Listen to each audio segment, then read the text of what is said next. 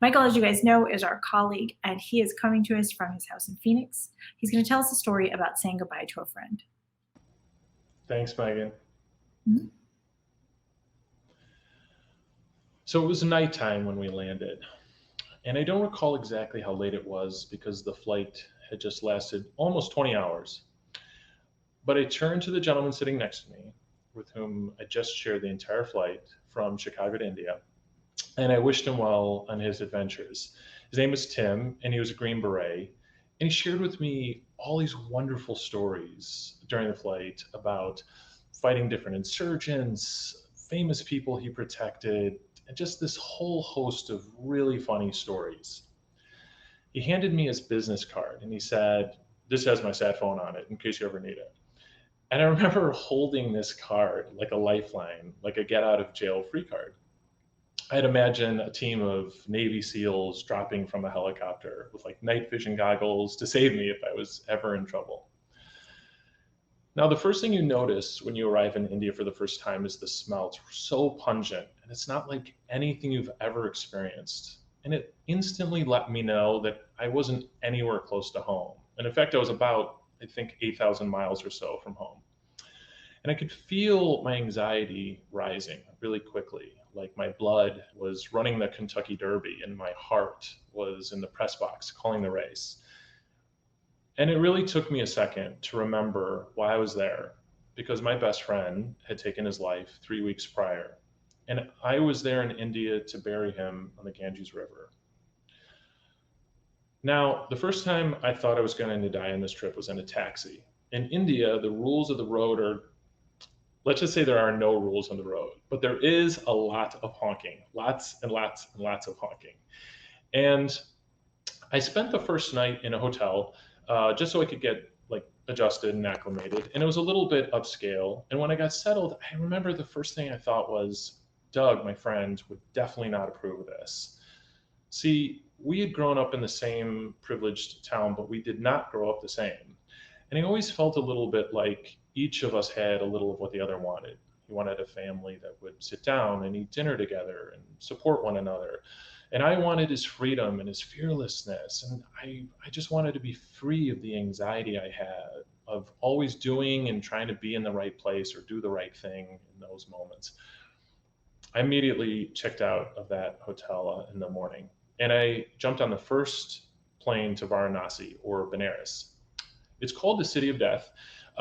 It's one of the oldest cities on earth, and a lot of people pilgrimage there to bury their loved ones, if they're able to do so.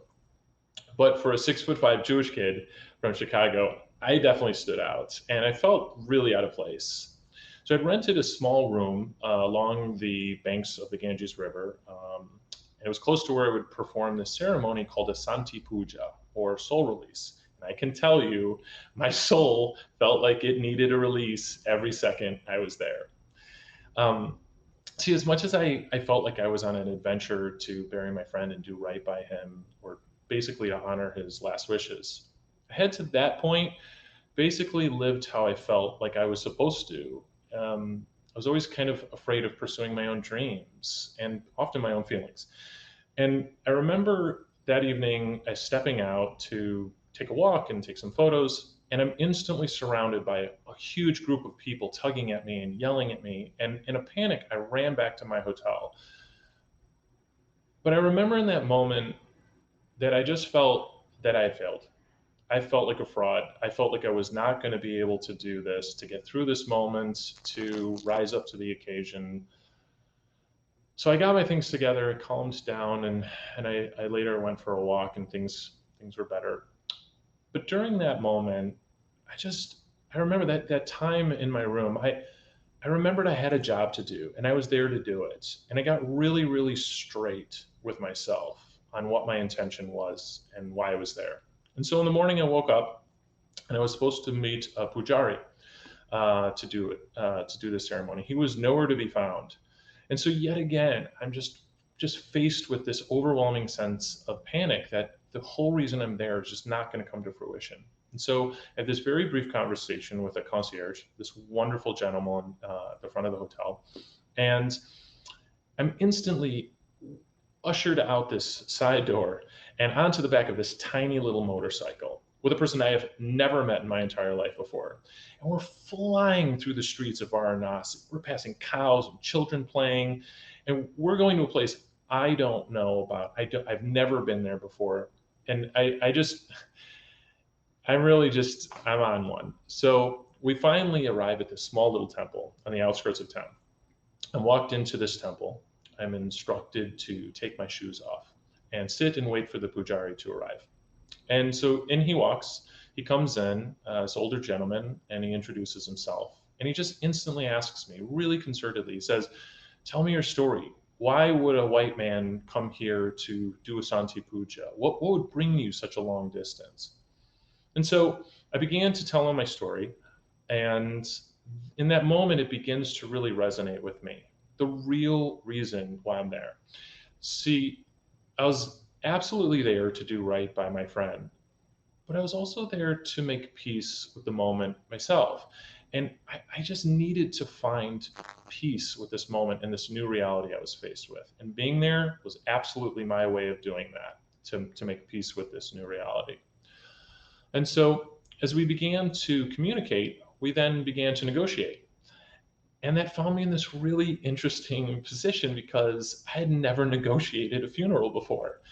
And as I'm feeling overcome with emotion, I actually found myself overwhelmed with anger that I'm being taken to the bank for this amount of money to do a Santi Puja. And it was interesting because in doing so, I actually reached a point where there was nothing more important than following through on my friend's wishes. And this is a really pivotal moment for me because in that moment, I stopped caring about my insecurities and allowing my fear to take over. And I just began to feel empowered by my mission. And so I told the pujari, I said very honestly, "You're either going to be a part of my story or you're not. This is the amount of money I have, and this is what I'd like to do. Let me know if you want to be part of my story." And he nods, and then he hugged me, and he said, "This is the way, and this is how we do this."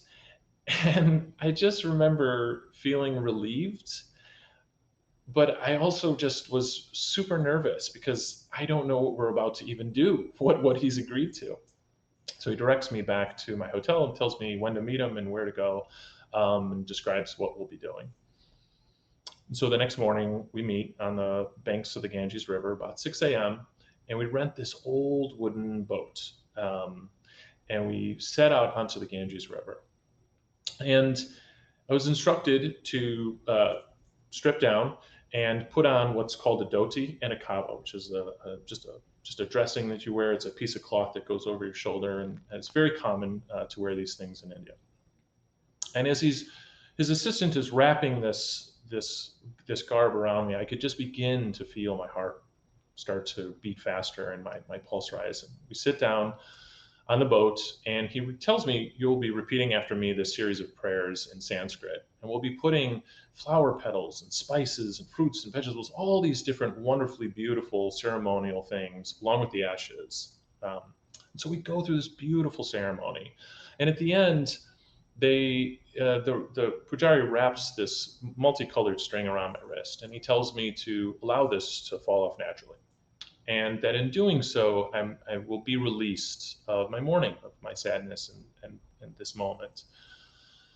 And so it sinks in, and then he tells me something that catches me off guard, and he tells me that I'm going to need to bathe in the Ganges River.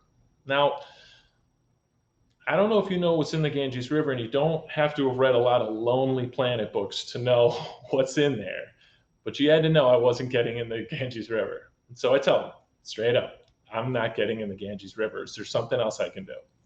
He says, "Yes, you can go back to your hotel and bathe or shower, but it's really, really important that you cleanse yourself after this." So we part ways. I give a very heartfelt thank you.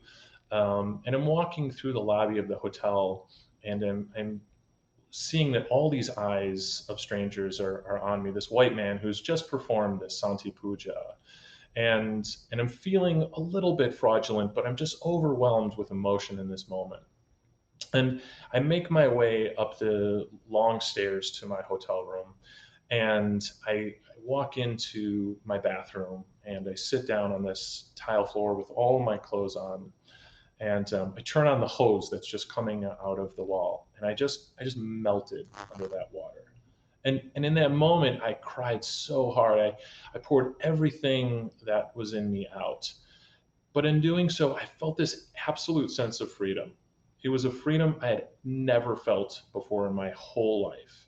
I felt free of my fears, of my anxieties, and I felt overwhelmingly at peace that I had laid my best friend to rest exactly how he would have wanted me to. But it wasn't so much that he wanted me to dispose of his remains in this super specific way. It was more that he knew what held me back. And I know that in his wishes, he wanted me to be free. And that's exactly what happened. Thank you.